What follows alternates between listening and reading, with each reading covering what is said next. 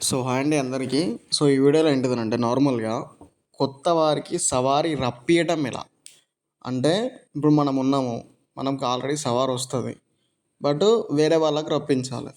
అది ఎట్లా అనే విషయము ఈ వీడియోలో మనం క్లారిటీగా తెలుసుకుందాం. అండ్ చిన్న యంత్రం గూడా ఉండడం జరుగుతది. దాని గురించి కూడా ఎక్స్‌ప్లెయిన్ చేస్తా లాస్ట్‌కి చూడండి ఫస్ట్ అయితే. నార్మల్‌గా ఇప్పుడు మనకి ఒకరికి రప్పివ్వాలి అనంటే వాళ్ళకి డైరెక్ట్ ఎవరికి పడితే వాళ్ళకి సవారీ రప్పియడం అనేది అసాధ్యమైతది. అంటే నేను ఎవరి గురించి చెప్తున్నాను నార్మల్‌గా వాళ్ళ తాత వాళ్ళకుండి, లేదా వాళ్ళ ఇంట్లో ఉండి ఇప్పుడు ఉన్న వాళ్ళెవరు లేరు. ఇప్పుడు ఎవరికీ సవారొస్తలేదు వాళ్ళ ఇంట్లో అన్నప్పుడు మనకు ఆటోమేటిక్‌గా ఆ పర్సన్ అలా ఉన్న ఒక అబ్బాయికి రప్పియడానికి ట్రై చేస్తా ఉంటారు. సో, వాళ్ళకొచ్చే అవకాశం ఉంటది.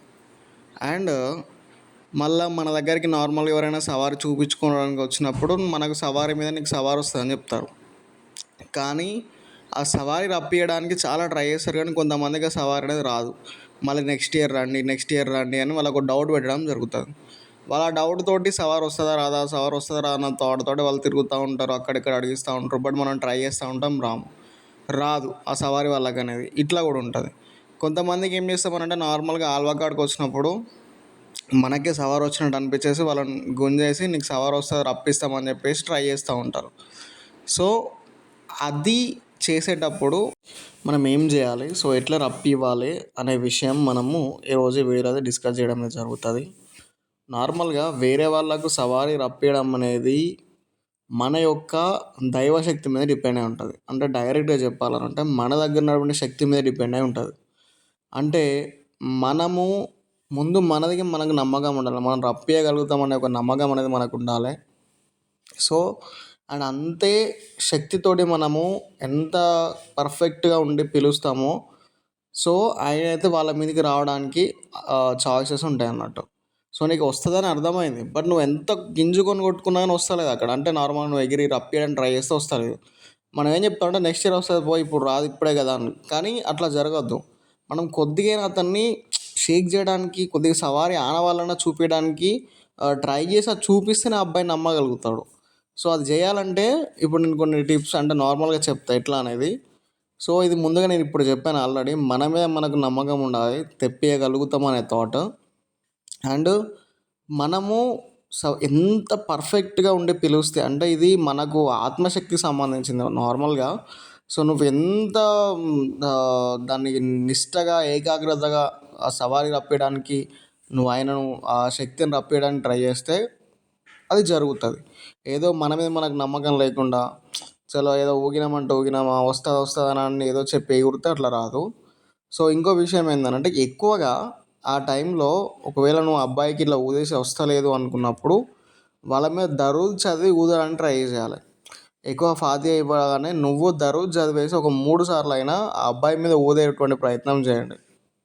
ఎక్కువగా దరూద్ చదివితే ఆ యొక్క సవారీ అనేది రావడానికి అయితా ఉంటదన్నట్టు. ఇదొక విషయము.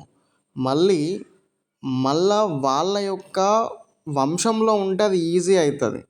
అది మనకు కరెక్ట్‌గా క్లారిటీగా వాళ్ళ వంశంలో ఉంది అనంటే అది కిందనో ఎట్లనో పడి మనం రప్పియొస్తది. బట్ వంశం లేకపోతే కొద్దిగా ఇబ్బందవుతది. ఇది కూడా గమనించాల్సిన విషయం.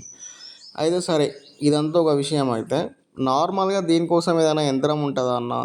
లేకపోతే ఆ యంత్రం ఏదైనా ఉంటే ఎట్లా మరి ఆ యంత్రంతోని ఎట్లా రప్పియాలనంటే నార్మల్‌గా ఒక చిన్న యంత్రం. అదేంది అనంటే కొత్త వాళ్ళకి రప్పియడానికి సహాయపడతది. అంతేగాని అది రాశేయంగానే కొత్త వాళ్ళకి వస్తదని కాదు. నీ దగ్గర శక్తి ఉంటే ఆ యంత్రంని యూజ్ చేస్తే నీ దగ్గర ఉన్న శక్తి పెరిగి తనకి వచ్చేటువంటి ఆకర్షణ శక్తి అనేది పెరిగి రావడానికనేది ఉపయోగపడుతది. అది దీనికి తప్ప దేనికి పనిచేయదు ఆ యంత్రం అనేది. దాన్ని ఎట్లా రాయాలనేది నార్మల్‌గా మీరు ఒక రాగి పేపర్ ఉంటది కదా! మనకు షాప్‌లో దొరుకుతది ₹40 పేపర్. రాగి పేపర్ తీసుకొచ్చుకొని నేను ఈ వీడియో లాస్ట్‌కి పెట్టినటువంటి ఆ నక్షని అనేది పర్ఫెక్ట్‌గా ఎయ్యండి. అంటే నేనైతే పెద్దగా మీకు క్లారిటీగా అర్థం కావాలని ఆ నక్ష అనేది పెద్దగా పెట్టాను. దాన్నయితే చిన్నగా రాసుకోండి ఆ పేపర్‌లో. రాసుకున్న తర్వాత దానికి సెంటు మరియు గంధము రాయండి. 2 కలిపి రాసినేం లేదు. నార్మల్‌గా రాసినేం లేదు. తర్వాత 11 సార్ల దరూద్ మీకు యూట్యూబ్‌లో దరూద్ ఎక్కడ మనకి సెర్చ్ చేసినా దరూద్ వస్తుంది. దరూద్ ఇబ్రాహీం అయినా మనకి ఏదైనా నార్మల్గా చేసిన దరూద్ షరీఫ్ ఏదైనా మంచిది ఒక దరూద్ని తీసుకొని సో మీరు చదవండి. 11 టైమ్స్ చదివి దాని మీద ఊదండి. ప్రతిసారి చదవండి, ఊదండి. అట్లా 11 టైమ్స్ చేయండి. చేసి మీ దగ్గర పెట్టుకోండి. అంటే ఎవరైతే రప్పియాలని ట్రై చేస్తారో సో వాళ్ళ దగ్గర పెట్టుకోండి. అట్లా పెట్టుకొని మనము ఎవరినైతే సంకల్పం ఇంపార్టెంట్. ఇక్కడ విషయం ఏంటి అని అంటే ఇప్పుడు వాళ్ళకి రప్పియాలని ఫిక్స్ అవుతాను. ఆ యంత్రం తీసుకొని నీ నుదిటి కాడ పెట్టి ఆయనకి నేను రప్పియాలని అనుకుంటున్నాను. అంటే సవారి రప్పియడానికి రప్పిస్తా అని అట్లా రప్పియడానికి సహాయం చేయని దాన్ని అడగడం లేదా దానికి సవారి రప్పిస్తా అని మీరు ఒక 3 టైమ్స్ అనేది అనుకొని మీ నుదురు కాడ యంత్రాన్ని మడత పెట్టేసి అనుకొని మళ్ళీ మీ పాకెట్లో పెట్టుకోండి. సో మీ పాకెట్లో అయినా లేకపోతే మీ హంటర్ పట్టుకునే చేతిలో అయినా మీ నెమలి గట్లలో అయినా దాన్ని సెట్ చేసుకోండి జస్ట్. సో తర్వాత మీరు తనకి ప్రయత్నం చేయండి. ఇట్లా అంటే చెప్పడం మర్చిపోయినా ఊదు పొగ వేయాల్సి ఉంటుంది. మనకు నార్మల్ దరువు చదివే ముందు ఈ సెంటు గంధం పెట్టిన తర్వాత పొగ మనకి దానికి వేసి తర్వాత మళ్ళీ మీరు తీసుకునేటప్పుడు కూడా మీరు ముందు నుదురుకాడ అనుకున్నాక ఊదు పొగ వేసి మీ పాకెట్లో అయినా లేకపోతే మీ హ్యాండ్లో అయినా పట్టుకోవాల్సి ఉంటుంది. సో ఇట్లా పట్టుకొని మీరు ఇప్పుడు ట్రై చేస్తే దీని శక్తి ద్వారా ఇంకా దాని రిజల్ట్ అనేది ఎక్కువగా అవుపిస్తుంది అన్నట్టు. అంటే మీరు ట్రై చేస్తే అసలు ఉలుకులేదు పలుకులేదు అనుకోండి, కొద్దిగా మీరు దాని మీద సంకల్పంతో మీ మనసులో మంచి ఒక సంకల్పం ఉండాలి. ఖచ్చితంగా రప్పిస్తానే ఒక నమ్మకం ఉండాలి. అప్పుడు యంత్రం సపోర్ట్ చేసేసి ఆ అబ్బాయిని ఈజీగా ఊపడం అనేది జరుగుతుంది. సో అందుకు ఈ యంత్రం అనేది ఉపయోగపడుతుంది అన్నట్టు. కానీ ఎప్పుడైతే అయిపోతుందో మీరు సవారీ రప్పియడానికి ట్రై చేసిన తర్వాత సో అతనికి కొద్దిగా ఒకవేళ మీ దగ్గర శక్తి దైవశక్తి కొద్దిగా బాగుంటే ఎమ్మటే ఈజీగా వచ్చేస్తుంది.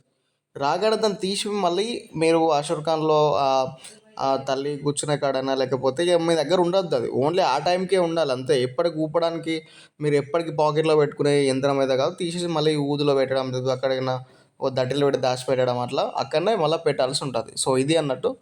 ఎందుకు అట్లా అని అంటే దాని శక్తి అక్కడనే పనిచేస్తుంది. ఆ పనికి మాత్రమే పనిచేస్తుంది. ఇప్పుడు నార్మల్గా మనకు టాబ్లెట్ ఉంది, ఫీవర్ టాబ్లెట్ ఉంది. ఓన్లీ ఫీవర్ ఉన్నప్పుడు వేసుకుంటాం, కథం అయిపోతుంది. ఫీవర్ తగ్గగానే దాన్ని పక్క పెట్టేస్తాం. సో అట్లా అన్నట్టు దానికి వేరేది ఏ శక్తి ఉండదు.